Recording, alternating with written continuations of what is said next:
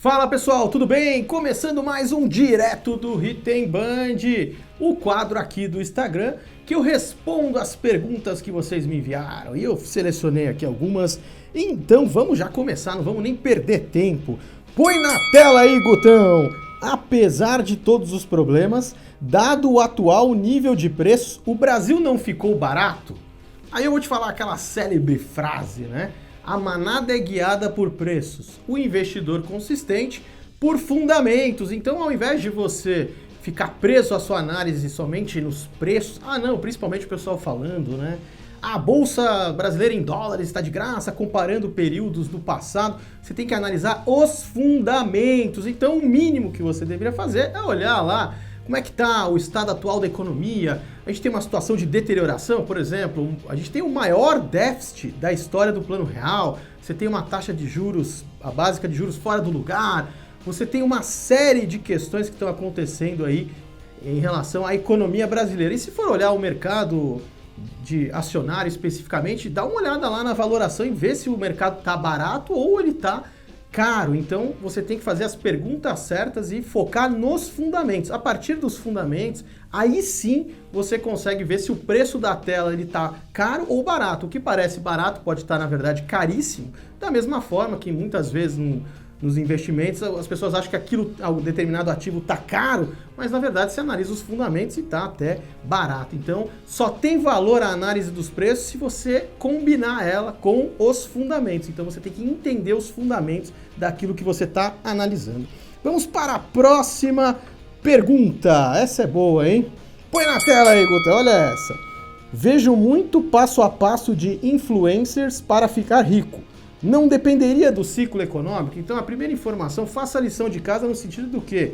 Veja como, né, esses influencers ficaram ricos, se é que ficaram ricos, né? Muitos deles, né, até ganharam algum dinheiro ensinando você a como ficar rico. Mas se você pesquisar e olhar lá a vida do cara, lá, 2, 3 anos atrás, aí você vai entender. É diferente de você enriquecer, gerar riqueza diretamente no mercado financeiro, como muitos cursos propõem. Então você tem que ver se o cara efetivamente ele percorreu esse caminho ou não, né? E obviamente depende, né, do ciclo econômico no sentido que você tem que saber se expor às grandes, né, os grandes ciclos, né, ciclos de alta, de baixa, priorizando a sobrevivência e uma vez vivo você consegue aproveitar as grandes oportunidades. Mas eu acho assim, o ponto importante é a vida do cara, o cotidiano, como ele era antes, agora, o dia a dia, diz muito mais do que as ideias que ele defende.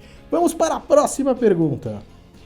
Buy and hold ainda funciona? Põe na tela aí, Gutão. Buy and hold ainda funciona?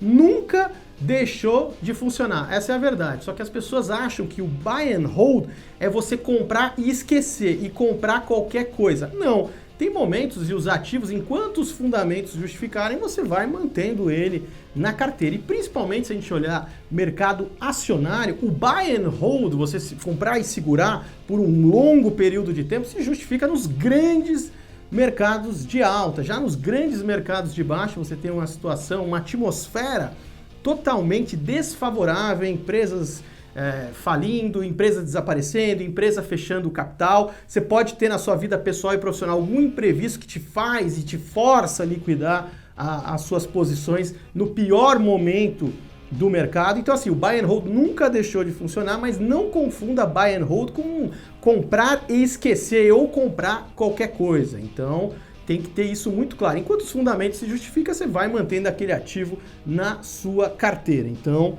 tem essa questão aí de se funciona ou não. Nunca deixou de funcionar, pessoal. Vamos para mais uma pergunta. Põe na tela aí, Gutão. Olha aí a situação do nosso amigo.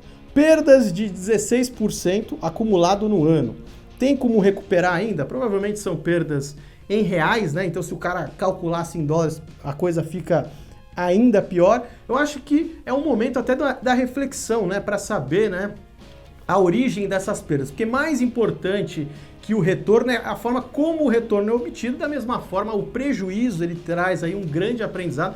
Então você tem que pensar na sua exposição atual, se acontecesse algum evento, né, de cauda, ou seja, um evento devastador aí nos mercados, como é que a sua carteira reagiria? Você ia sobreviver? Ia ter liquidez para aproveitar alguma oportunidade que aparecesse? Ou ia ser uma sangria, né? Você ia ter um grande prejuízo, um grande problema.